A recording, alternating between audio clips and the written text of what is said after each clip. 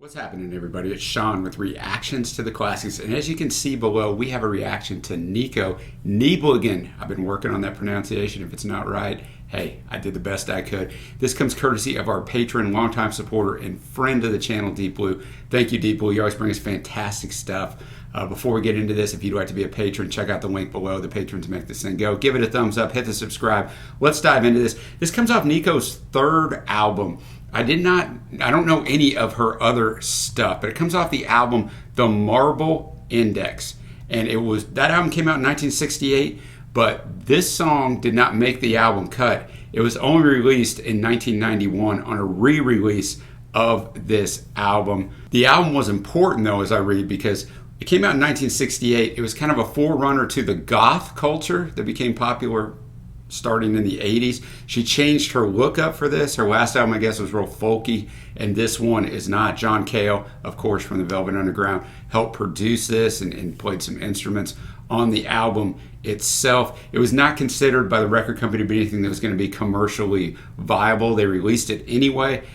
Critics didn't pay much attention to it, but later on, this album got a lot of acclaim. So that's kind of a little bit about the album itself. There's not anything on the song since it wasn't released at the time, but I've got the lyrics up as always. There's a lot of things that this word can mean. I did some research on it in German. I don't know what it means in the song because I haven't read the lyrics. I thought I would just go ahead and listen to the song, see where it fits in context. Then maybe I can give a little bit of a light to what the word means in the song. But Deep Blue shared why this song is important to him. He said, "This song is tied to the memory of playing it on my jam box." I remember those days. In New Orleans' St. Louis One Cemetery circa 2003. Just after the closing bell rang and people were leaving the cemetery, a tourist couple were standing looking at Voodoo Queen Marie Laveau's shrine at her grave. And Deep Blue says that I helped organize, create, and this song finished out as I left. It was just like a movie. And he says, it shows how subjective a classic can be. You may have the top 500 according to someone else, but then there are also the key songs in your life, irregardless of other opinions, tied to memories that make you who you are. That is fantastic insight. That's why I wanted to share that with you. What he said there in that last paragraph, a classic and what you love, that is definitely tied to you. There are albums I love, there are songs I love that I know are not, 8.5s, but to me, they're 9s because they do mean something in my life. Nothing like music can take you to a certain time and place, bam, just in an instant. So well said. I'll have the lyrics up as always. Let's dive into this one. Since the first of you and me asleep in a Nibelungenland, Titanic curses trapped me in a banishment of state. Symbols vanish from my senses, dim and stale the view appears. Symbols captured in a trance vanish from my glance for the various defenses. Iron forces strike the alarm for the various defenses that choose to be here and there and lose the direction everywhere.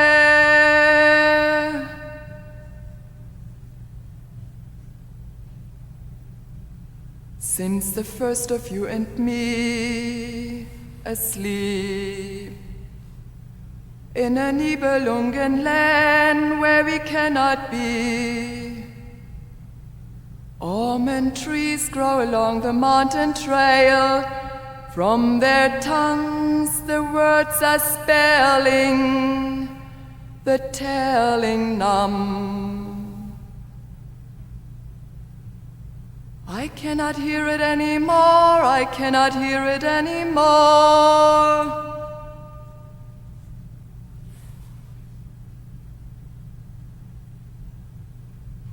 Since the first of you and me, here and there, we lose the direction everywhere. Shrieking city sun, shiver in my veins. In flames I run, in flames I run. waiting for the sign to come.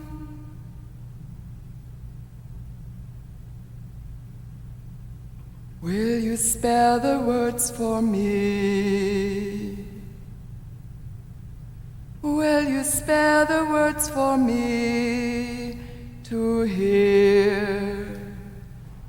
Nibelungen, Nibelungen, Nibelungenland. Nibelungen by Nico. I think the word itself, they're just in a land in Germany. It's a German word, the root of the word, that can mean a lot of things in mythology in Germany and can be for certain royal families and all that good stuff. I think it's just the German land and some German land. And it's really not it's not the importance of the song. The lyrics delve into a lot of other things. First off, obviously, you just listen to it. A cappella, striking.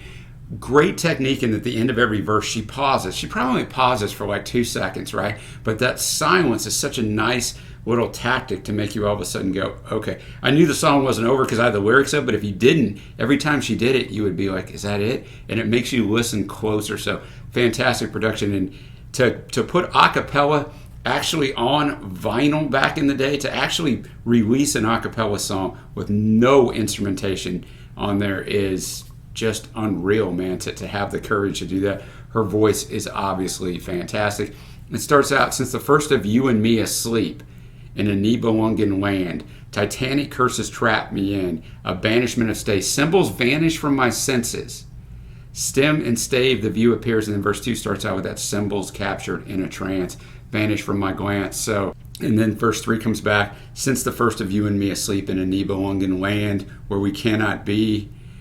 So I don't know, they're somewhere they're not supposed to be, and she is with someone, and I don't know if they're in danger or her and that person aren't together anymore. I mean, I read the lyrics several times. I cheated and paused this and read the lyrics several times after the song. I'm not exactly sure what it's about, but I think it's more about the ambiance and beauty of the song. The outro, will you spell the words for me? Will you spell the words to hear? Nibelungen, Nibelungen, Nibelungen land. So a fantastic song, a great vocal performance, and just really interesting to take in. It's one of those songs that I could see turning out the lights, putting on the headphones, and just listening to it. I know the rest of the album is supposed to be very avant-garde, so it might not symbolize what this song is, but I'm going to have to give this a listen. Velvet Underground and Nico, one of my top 10 albums of all time. So as always, Deep Blue, appreciate everything that you bring us. Thanks everybody for joining me. Until next time, I will see you.